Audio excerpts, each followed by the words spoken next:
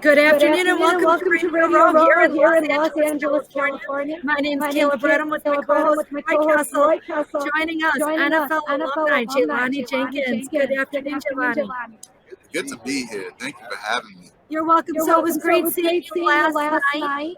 night. You were at a pretty nice event. Tell us where you were last night. So last night we were at an event sponsored by the King's Movement. It's called the Heart of a Champion event. Really got a chance to just speak on a panel with other athletes and got a chance to really connect with them, talk about our faith, talk about how our faith helped us out through the transition out of sports, and ultimately how it impacted our lives in addition to what we did as athletes. So it's a fun experience. So let me ask you, transitioning out of sports, you played in the NFL for 6 years? 5 years. 5 years. Okay. Averages three. three. So you went almost twice as long as most Yeah. people. Was it hard? Was it hard for you to transition? It was extremely difficult. I had some real challenges just really figuring out who I was outside of being an athlete. Went down a path that I wasn't too proud of. Ultimately, it led me down my path of self-discovery. And, I think the biggest thing that helped me out was finding gratitude from my experience playing, but also finding gratitude in where I was and looking at the beauty around me. And that's really what led me to find my next passion, which is helping athletes in the same position I was to get out of that space. Tell me a little bit more about that, Yeah. So I have a company called Postseason. It's an app that helps athletes with their transition out of sports. So we partner with different coaches and experts to create educational content. And we host it on our platform, either as like online courses or live virtual workshops. And then we host that content. Athletes, they engage with it, they become members. They engage with it alongside other athletes who are in a similar transition. And so really our biggest thing is to combine community along with online learning and really good technology to help really bridge the gap in that next phase. So, Jelani, let me ask you a question. That sounds like something that's really transferable. It makes sense for the NFL alumni. Is that something that the NBA can use, the NHL can use, women athletes can use as well? Yeah, all athletes. Yeah, we're looking to partner with universities for all of their student athletes, from golf to tennis to football to basketball. Every athlete really experiences this in some way, shape, form, or fashion, whether it's the isolation, feeling like they're alone in the world, no one can relate, or that just sudden loss of support, coming out of that castle and all of a sudden being in the wilderness. So Jelani, if people want to explore this opportunity, you know what, that might be good for me because I feel really lost right now. Where can they learn more? They can learn more. They can go to postseasonapp.com to learn a bit more. Follow me on Instagram at Mighty King Jenkins. And ultimately, we're creating a community, looking to add as much value as possible. We actually just are getting ready to launch our custom app April 15th. And so we have a exclusive athlete community that we're launching on LinkedIn and Facebook, where we're really just going to be adding value and all of a sudden, and also just creating more hype for the launch and building that community. So we're excited about this. It's a good time. You talk about that transition, something that's difficult for almost every athlete. You have a very structured life with sports all the way through, right? And then all of a sudden you wake up one day and your sports career is done, but it not only is your career done, but everything else in your life changes really quickly. Yeah. Talk about how you felt when you went through that process. And I mean, for me, initially I was excited because it was the first time I was able to see out of that box in a long time. But very quickly it turned into like frustration. I remember I couldn't watch football on television. I couldn't be in the room that football was on. And I was kind of running away from that part of myself. Like a lot of people don't recognize that it's an identity crisis for athletes, but it's also an identity crisis for everyone kind of surrounding you, your loved ones. The mother of an athlete is an identity that is taken on, and all of a sudden when you're out of the game, they got to kind of shift, or the lover of an athlete. So just the complexity of all the relationships around me started to really redefine itself, and that took a process to do, but we got through it. Like I said, gratitude was something that really got me through that. Jelani, I love that. I want to ask you a question about philanthropy, but before I do, I just want to recap some of the things that we just talked about. So, Jelani Jenkins, NFL alumni, joining us, talking about postseason.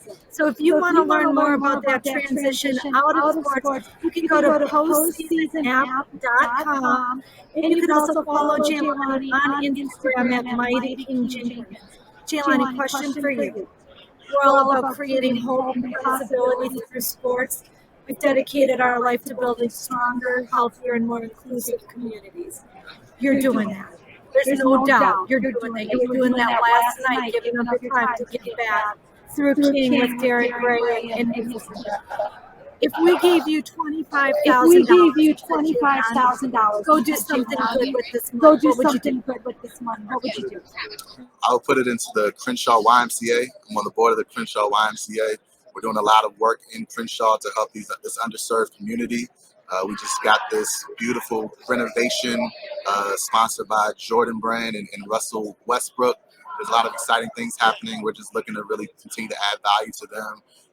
We want to open up an entrepreneur program in the program and event section, a technology program. We want to really just give those children the opportunity to be all that they can be. And so that's something I'm super passionate about. I've been on the board for 2 years now, and that's exactly where that $25,000 will go. So my question for you, you're a man of gratitude. You said that, I don't know, 4 or 5 times in the last 6 minutes. Who taught you? So I'm going to give you an example. I was at the Pro Bowl last week, and I'm not even going to mention this person's name, but I asked a Pro Bowler the same question I just asked you about $25,000. And this particular Pro Bowler said, honestly, I don't know. Right now, my mind is just on playing football. Yeah. Maybe after I retire, I'll start to think about that. Yeah. Who taught you, Jelani, the importance of gratitude and giving back? Where did that come from? Because I'm struggling to think that the coaches aren't teaching it, the colleges aren't teaching it, the teams aren't teaching it. No, really, I came from a really very powerful family that really instilled a lot of these things in my life early on. My father, he taught me some affirmations, just God is in me, through me, for me, and with me. Where there's God, there's no imperfection. Say that one more time, loud and bold. God is in me, through me, for me, and with me. And where there's God, there's no imperfection. So I've always led my life in a sense of service, knowing that sports was just going to be an avenue to really do something greater. And so being able to tap back into that real mission allowed me to heal some of the unresolved trauma from the game. And ultimately that, along with kind of reading some self-help books and went to a Tony Robbins event, I really tapped into, find out how to experience gratitude through meditating, through prayer, and ultimately just through, just being more intentional about it, just getting more comfortable looking at things with that frame of mind, that if I can find gratitude in this reality, I have no need, I have no desire. So that's my okay life. So I just said to our previous guest, I feel like I just got taken to church.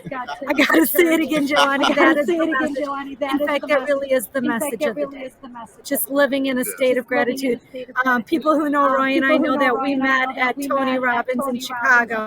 Wow. So that was 3.5, 4 years ago. There's power to it. There's power to gratitude. Where there's gratitude, there can be no fear. Yeah. There's the power.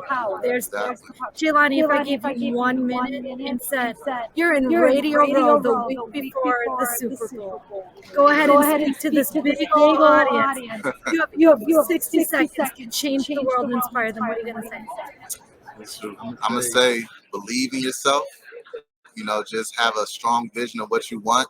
See it, feel it, believe it to be true, believe it's yours, and walk in that light.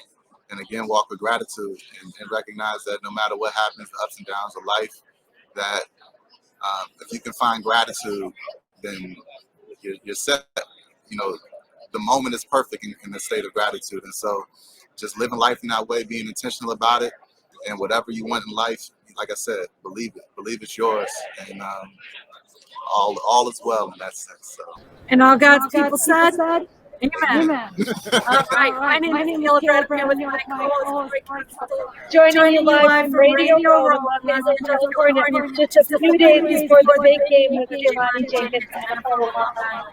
On behalf of Roy Kessler and myself, Jelani Jenkins remind you to live generously. Thank you, Jelani. A blessing.